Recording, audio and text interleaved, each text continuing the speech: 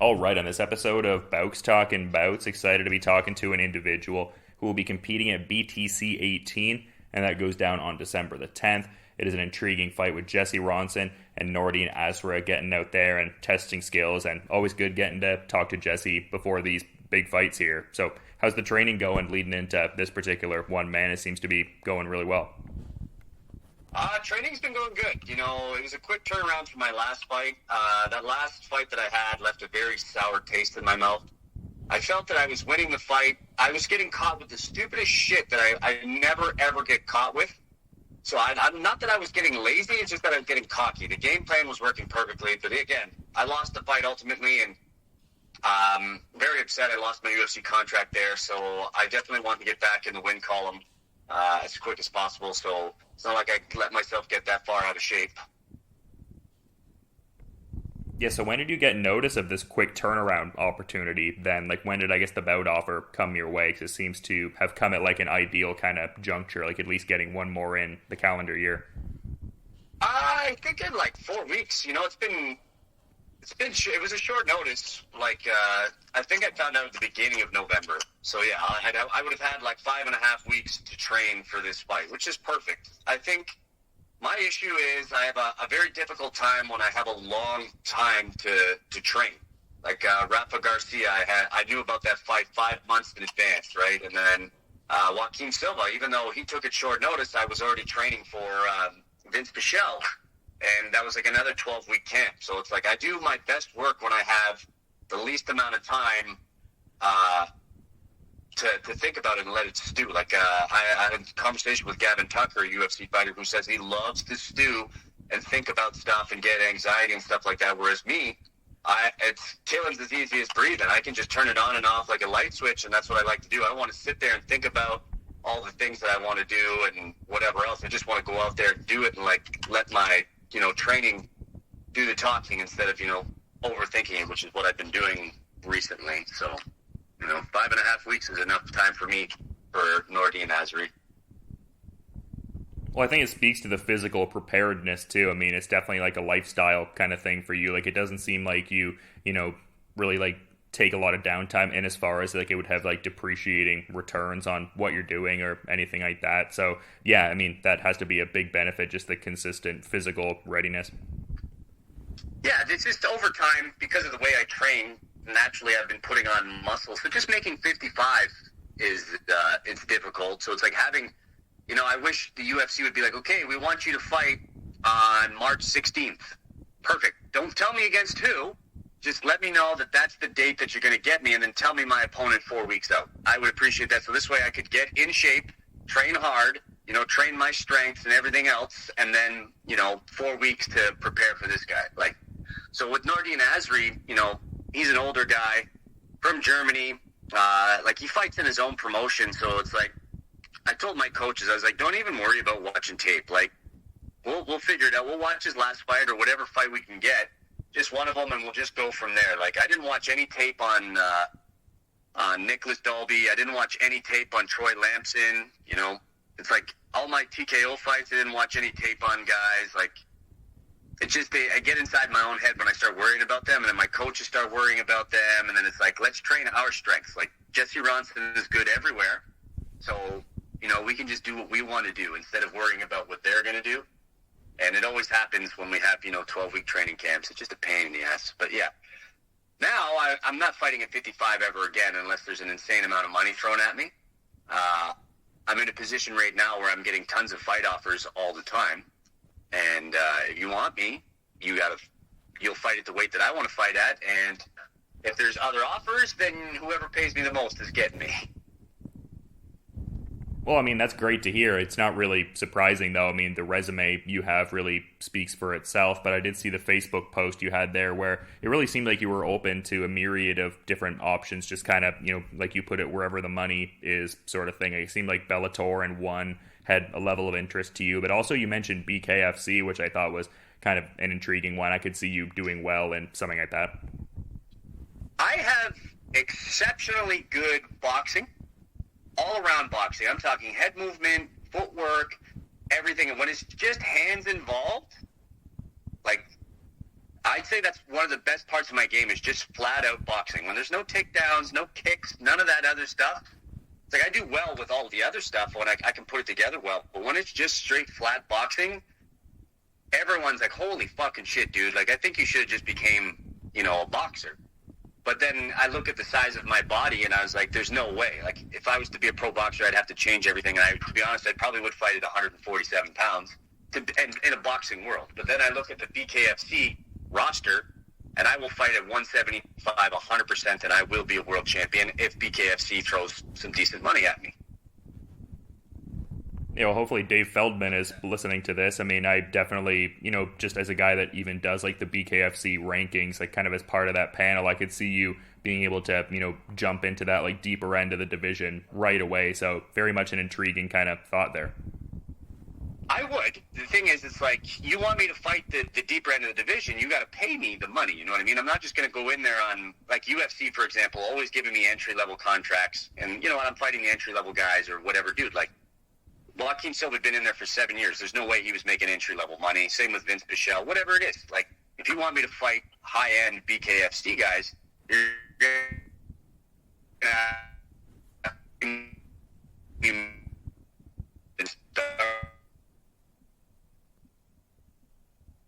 I think I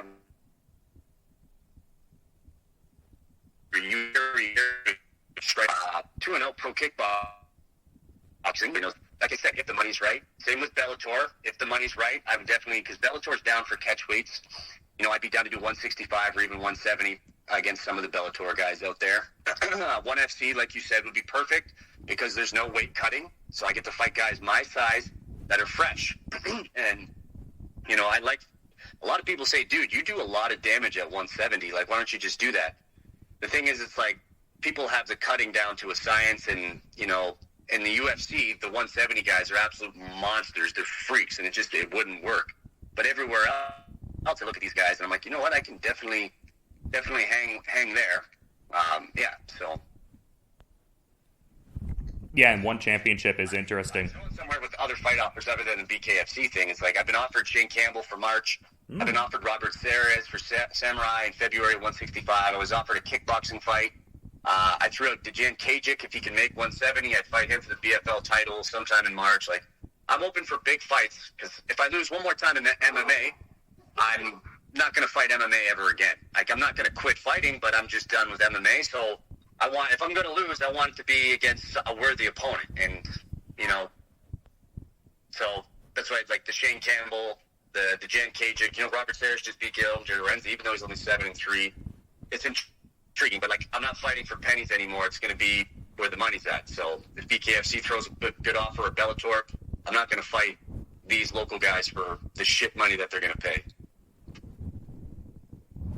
Well, I mean, a Shane Campbell fight would be quite intriguing. I mean, that's like two of the, higher end talent in the country fighting each other. So yeah, that would be, super interesting. I guess maybe we were talking about, like, to the point of, like, not necessarily like actively like overthinking about like what other people are doing, but would there be a level of like looking at that upcoming Shane Campbell fight in Toronto? Like, are you maybe thinking you'll be at that Unified Ontario show, or perhaps not?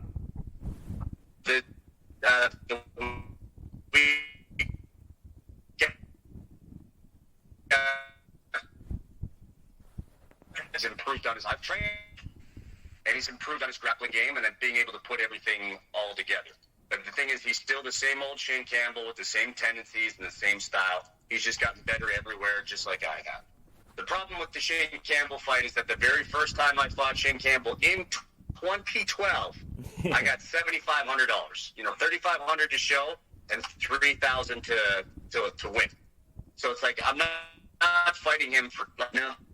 We both had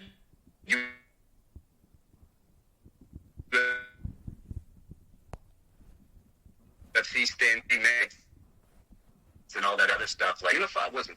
Z Promotions offered me 4-4, and I was like, dude, that's like $500 more than what I made 10 years ago. No thanks. Give me more money.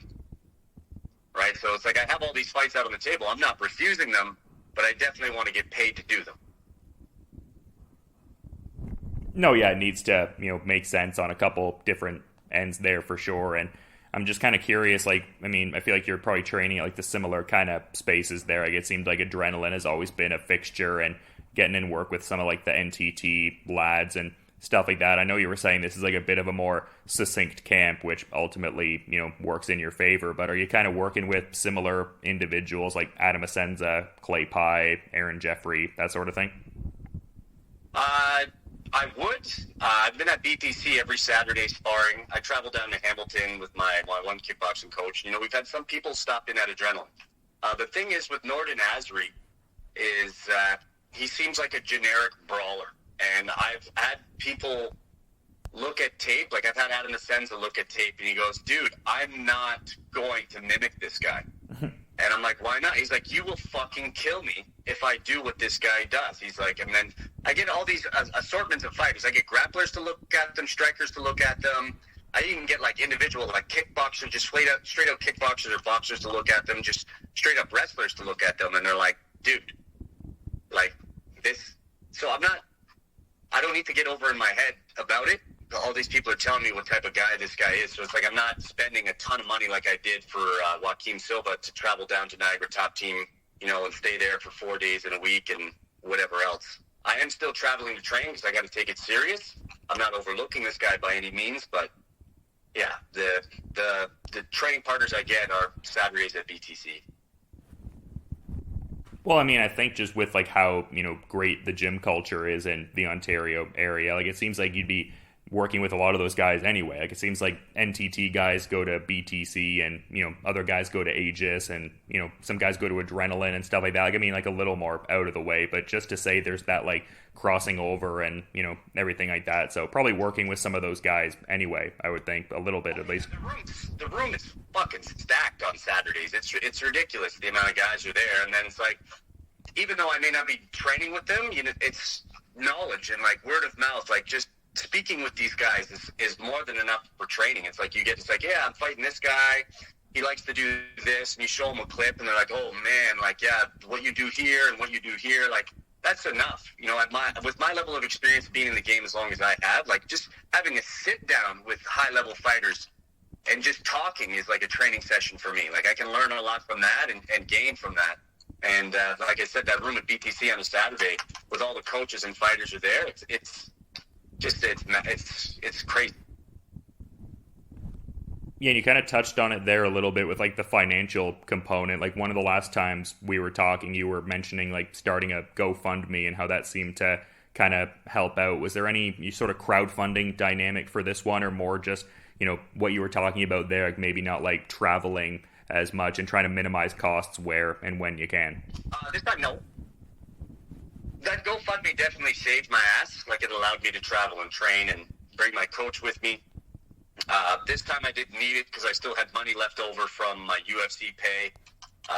And like I said, the turnaround was so quick. Like, if, I was literally, I needed to fight that October 1st, or else I'd be broke. Like, I wouldn't have money for rent for October or November if I didn't take that fight. So, like I said, having that fight with Joaquim Silva definitely, you know, put some money in my pocket, so I didn't need to start a GoFundMe for this one. Yeah. It's like, it's a lot of hard work. It's very hard on my wife too, because she's home and she's got to take care of the dog. She's got to clean the house. She's got to do so much because she understands. She's very understanding, and it's like she knows how hard it is on me, so she doesn't really bug me. She bottles it up inside, and I can see that she like secretly hates me. But it's very hard on her, so it's like I definitely. And she even brought it up. She's like, you know, I was really hoping you'd be around more, but no, you jumped right back into another training camp, and you know, I was like relying on you to stay home so we could do some things and, you know, clean and get back in a routine. But it's like you just had to jump into another fight. I'm like, well, it fell into my lap, and I was told that I needed to get this win in order for BKFC and, you know, Bellator to look at me, or else I'd just be, you know, wandering aimlessly around the local circuit if I still wanted to fight. But anyways, yeah, so she's my rock, and she's definitely helped me, and she's a fucking super soldier. And, yeah, it's really hard on her. So I wasn't, even if I needed to travel, I probably wouldn't have done it for this camp. Only because it's 5 weeks. Like, there's one thing, you could be training for 10 weeks, but then if you have 5 weeks to get ready for me and I only have 5 weeks to get ready for you, there's only so much you could do in that 5 weeks. So. Yeah, I mean, makes a lot of sense when you lay it out in that kind of regard there. But it seemed like you guys were in good spirits at the last PFC event. Looked like you guys cleaned up nice there. But I thought it was interesting that, someone that usually helps you in regards to like the medicals and things like that, like the King Faisal Rahman, like he got to step in and, engage in a little mixed martial arts action himself and didn't necessarily go his way in like the winner loser binary, but it seemed like a great experience for him in a certain sense. Like, what was it like seeing King Faisal get out there and put on the 4-ounce gloves and do his thing? It was scary. Like, I have a soft spot for the King, being what he is and what he does for a profession. But also, you can't, if somebody wants to do something, you can't tell them no. Like, he's been wanting to fight and do all that stuff. Do I believe it was an early stoppage? Yes. Am I happy that the fight got stopped and he was okay? Yes. No problems, whatever else. It's like, I don't want him getting hurt or anything lasting to happen to him. It would really bother me. It would make me want to get in there and beat the shit out of the guy that just did that to him. Yeah. So it sucks for him because he told me afterwards that he was upset that it was such an early stoppage. They should have just let him go. But then I was like, King, there's too many people that rely on you. There's too many people that care about you, that want to see you get disfigured over something dumb. Because I'm like, to be honest with you, knowing the success that he had with what he did in round 1, he would have done it exactly the same way in round 2, and he would have mounted you earlier, and it would just got worse. And then the same thing with round 3, right? So it's I'm like, just be happy that you got to get in there and do it, and it's more than what most people could say. And yeah. Said, like, if you want to, do this again, we can just pay somebody and we'll do it behind closed doors at the gym. So this way, if you want to beat somebody up or whatever, we'll do it that way. No, that's well articulated, man. And I mean, he is such like a great fixture in the combat sports community for sure. But I mean, in terms of like facing a lot of resistance in fights and stuff like that, I thought you had a very interesting post a little bit ago where you were saying overcoming adversity in a fight is literally the biggest thing a fighter can do and the best feeling afterwards. And I thought that was a very poignant kind of thought, and I guess it got me thinking, like, was there a moment in your career that, as I'm kind of talking about that you immediately kind of think about and connect to? Like, was there a moment where you overcame a lot of adversity and I guess had that kind of cathartic moment when you turn the tides and get the win? Oh yeah, I've had it a few times.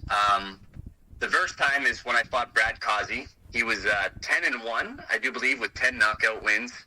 I was going into his backyard. I took the fight on 3 weeks' notice. They put me up in some shit hotel. I literally had to cut weight by cranking the shower and just sitting in the bathroom with the steam. It was fucking hell. But either way, this guy kicked me in the balls so fucking hard in the first 20 seconds of the fight that, like, I'm not going to lie to you, my left nut is, like, permanently damaged. It's 1/4 the size of the other one, and I swear to God, it doesn't work anymore. And I was in the corner, and I was like, holy fuck. Like, everyone's like, are you okay? Like, come on, you got 5 minutes. But people just didn't understand. In my head, I was like, if I do not get back out and fight this guy as soon as possible, get my adrenaline going, I will not be able to fight. Like, it'll be crippling. And I'm glad, I talked myself into, after about 30 seconds, I'm like, let's just get this going, right? We got the fight going. I dropped him, momentum, adrenaline, whatever else. Long story short, I beat the guy by knockout in the first round. By the time I get to the back to get paid, I couldn't even walk. My balls hurt so much. By the time I got back to the hotel room, they were both swollen, and like my dick was completely black, and my balls were so big and swollen. They were the size of each of my fists. It was bad. I couldn't do anything. Yeah. Another time when I fought Shane Campbell, in the second, I had dropped him twice in the first round. He came back, rallied in the second. He had hurt me to the body, but then he got me with a clean head kick. And the thing is, the head kick didn't hurt me, but he thought it did, but it was actually the body shot. He pushed me up against the cage, and he was just giving everything and anything he had on these big-ass elbows.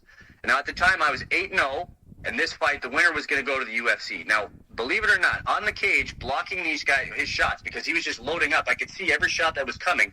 I would put my hands up to block. I go, you know what? I could literally take a knee right now, and this guy will win by TKO, and that'll be it. It'll all be over. I won't take any more damage, and, this is what everybody thought was going to happen. Shane Campbell, the devastating striker, was TKO Jesse Rounds. This is what everybody thought. But then I go, however, I put all this work in. I'm on an 8-fight win streak. I'm literally on the fucking doorstep of the UFC. If I lose this fight, I'm going to have to do this all over again. Do I have it in me? no. So let's just win this one. And then I just fucking went wild, went back at him, and then I ended up choking him out like 15 seconds after that. That was a huge overcoming adversity moment where it's like, I'm hurt badly. And in my head, it's like, we can just take a knee right now and everything will be all over. This is what everyone will think. Nobody's going to talk shit because everyone's like, yeah, this is exactly how it's supposed to play out. But I definitely didn't want that to happen, and it changed. I've had a few moments like that in my fight career where it's like, do I keep going? Do I not keep going? Like, what can I do? Right? It's just overcoming adversity. Whether you're hurt, I've gone into fights hurt. I've gone into fights, underprepared, overtrained, whatever it is, bad weight cuts. It's just that adversity. And it's like, if you can overcome it and win, even if you don't win, even if you lose, it's just nobody talks to the loser. And you'd be surprised the amount of shit that losers have to say that's not like excuse-wise. It's just, they faced their own adversity and they overcame it by getting in the cage. It's like, yeah, it didn't go their way, but, it is what it is. Yeah, I love the level of insight into that. I don't know that there's anything else that I could ask you about at this point that would tie together the interview, as well as that does. So dovetailed nicely there for sure. A few more stories, like when I fought Matt McGrath and he took me down and he was laying on top of me in the 5th round, and there's nothing I could do to get away, and my coach is yelling like, yo, same old Matt McGrath laying on top of you. And then I was just like, you know what, I could sit here and, this is it. Like, this is how Matt McGrath beats everybody. It is what it is. But it's like, I got more in the fucking tank. Like, I don't want it to end like this. Let's fucking go. So I powered my way out of it. I picked him up and slammed him. He re-rolled me. So I got right back up, picked him up, and slammed him again and ended the fight in his guard. And I go, this fight's fucking mine, buddy. You know what it is. I have so many stories of just overcoming the adversity in the cage. I have stories of overcoming adversity in training camp, through injuries, through emotional and social problems, family problems.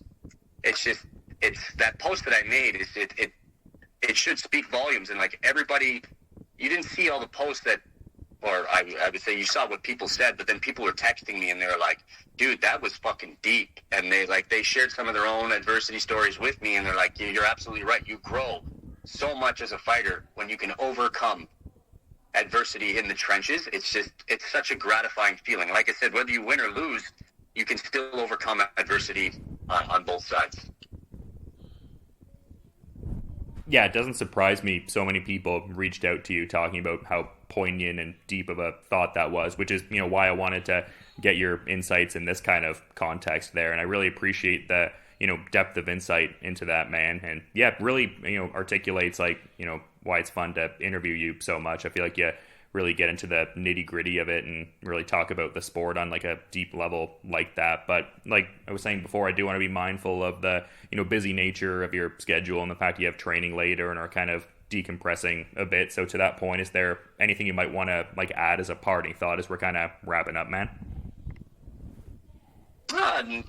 Not much. Like I said, I want everybody to know, one more loss in my MMA career and I'm done. Whether it's on the local circuit, Bellator, wherever it is. Like, I'm not giving up on the UFC, but I'm not going back to the UFC if they offer an entry level contract. Fuck that. I need to get paid now. But one more loss and I'm done MMA forever. That means that doesn't mean I'll stop fighting, but that's just something that I want to say. I just won't spend any more time with 13 losses. That's more than enough. That, and we already talked about the King.